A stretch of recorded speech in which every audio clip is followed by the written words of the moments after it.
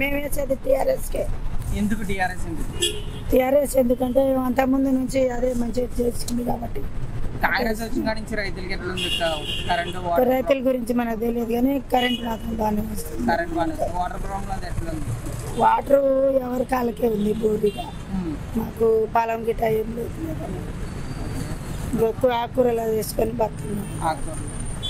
TRS పరిపాలన ఉందా, కాంగ్రెస్ పరిపాలన ఉందా? ఇప్పుడు ఏది ఇప్పుడు 4 నెలలే అయింది. ఏదైనా ఇక 4 నెలలు మీకు ఓకేనా? అన్ని పథకాలు ఇస్తున్నాడు?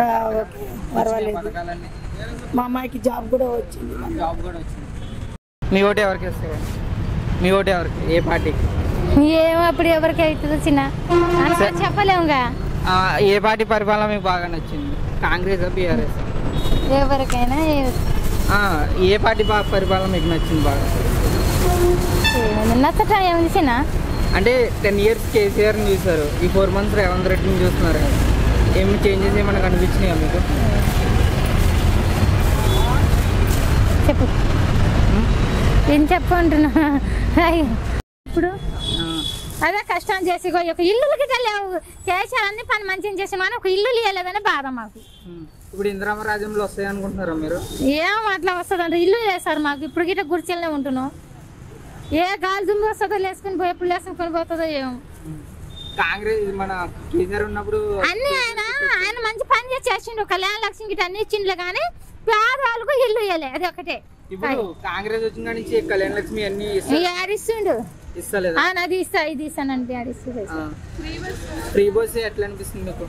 ఇప్పుడు ఏమో అనిపించింది. నేను 2 నెలల నుంచి ఆయన ఇంతలో ఎట్లా తెలుస్తుంది మననే. ఆయన ఎట్లా 1 సంవత్సరం 2 సంవత్సరం అయితే తెలుస్తుంది. ఆయన గిట ఒకసారి ఎవరికైనా ఇదే చూస్తారు ఆయన మంచితనం. ఫ్రీ బస్ పెట్టాడు కదా, అంటే అది కరెక్ట్ అంటారా? ఏంది ఎవరు ఎక్కించుకుంటారు ఫ్రీ బస్సులు? అయ్యా ఎక్కించుకుంటారు వాళ్ళు. మరి కనీసంగా 3 బస్సులు పోయినా కానీ ఒకటి ఆపలే. మరి ఎందుకు ఎట్టినట్టు మరి రేవంత్ రెడ్డి? మనం ఒకళ్ళు వేస్తే వచ్చిరా ఏ ఇలా మంది వేస్తే వచ్చిండు, మనం వేస్తే వచ్చిండు. ఆయన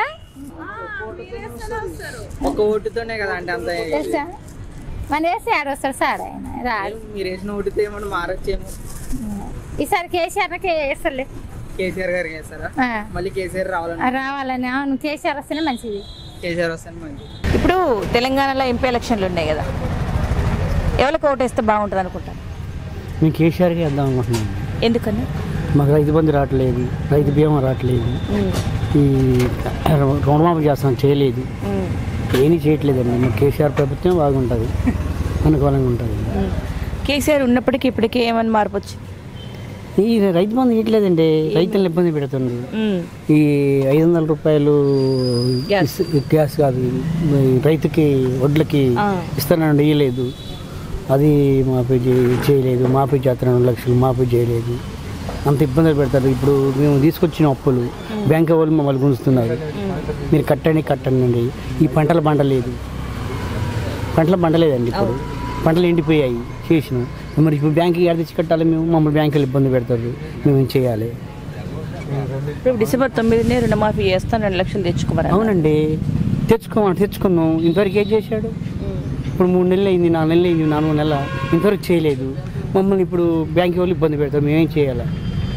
కేసీఆర్ మీద నమ్మకం ఉందా మరి? మళ్ళీ వచ్చే చేస్తాడని మాకు నమ్మకం ఉంది, ఖచ్చితంగా నమ్మకం ఉంది, చేస్తాడని.